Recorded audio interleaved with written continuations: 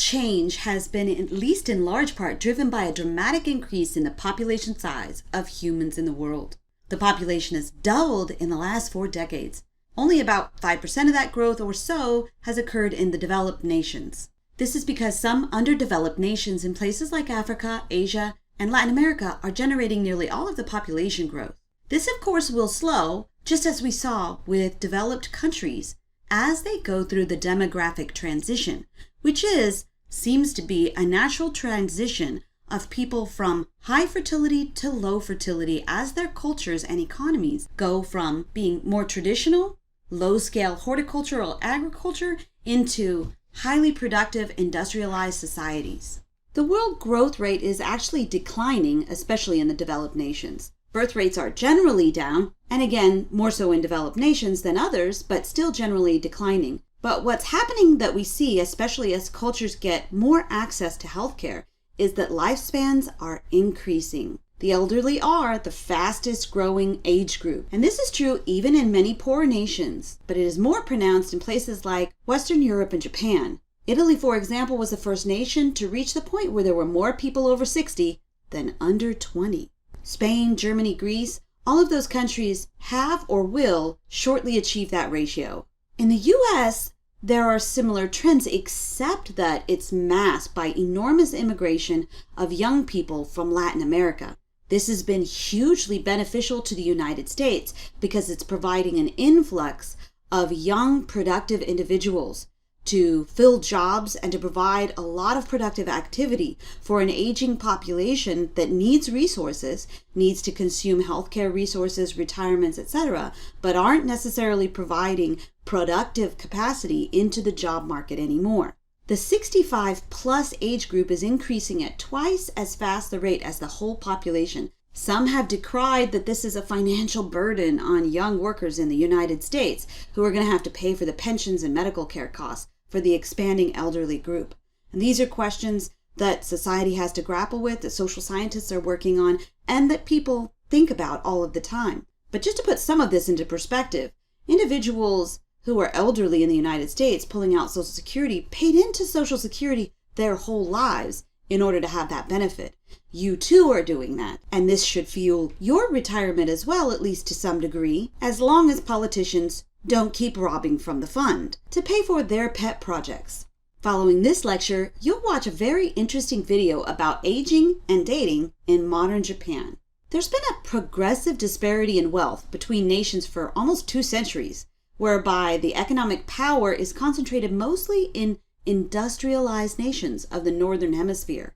Their control of the manufacturing, international trade, has resulted in a very unequal playing field, giving themselves, richer nations, greater advantages in negotiations, allowing them to extract more resources and human capital from poor countries in the Southern Hemisphere.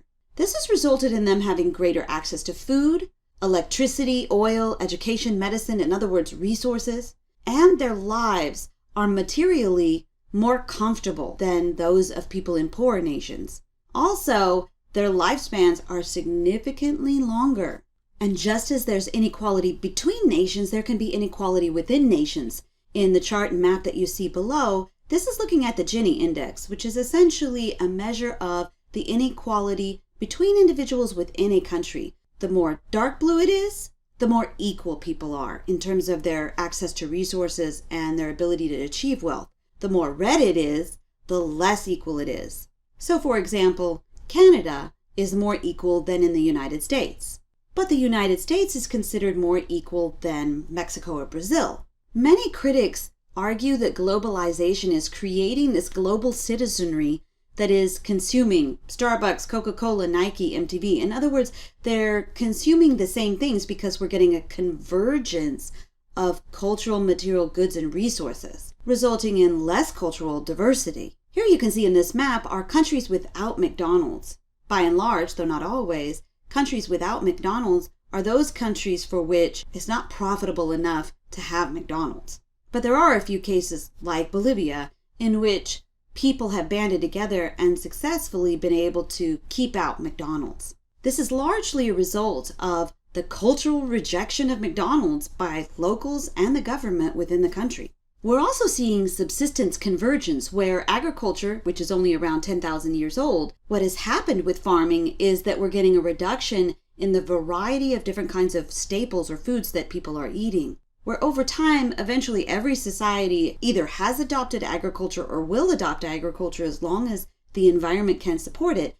And we start to see that they reduce the number and variety of different crops that they're growing in order to increase the productivity by focusing on those species that produce the flavor and the highest quantity of calories and that are the most profitable for agriculture. But the disadvantages are it also limits the natural habitat of some wild creatures and can lead to soil erosion. Also, the use of fertilizers can alter the biology of rivers and lakes, and pesticides can kill lots of useful insects. After this lecture, you'll watch an interesting video on consumerism culture and the Freegan perspective.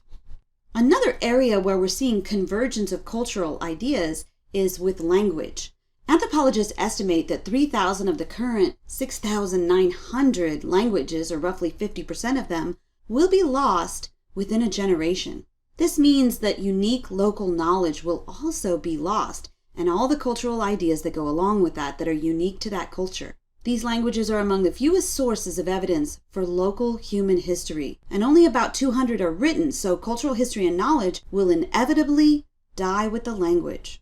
This map and the descriptions to the left show you all of these areas where we see language hotspots that are at great risk of language death in the next few decades.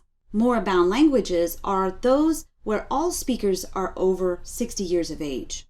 A language is generally considered dead by an anthropologist if there's only one person left in the world that speaks that language, because the whole purpose of language is to transmit cultural ideas from one individual to another using a form of communication that both understand.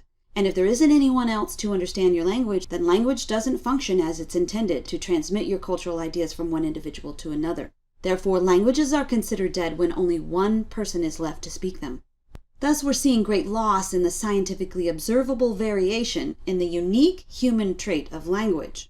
So it takes a lot of different languages to understand the human mental capacity to be able to produce language. A benefit, obviously, is that with more people speaking the same language, you're better able to communicate and cooperate with each other in large groups.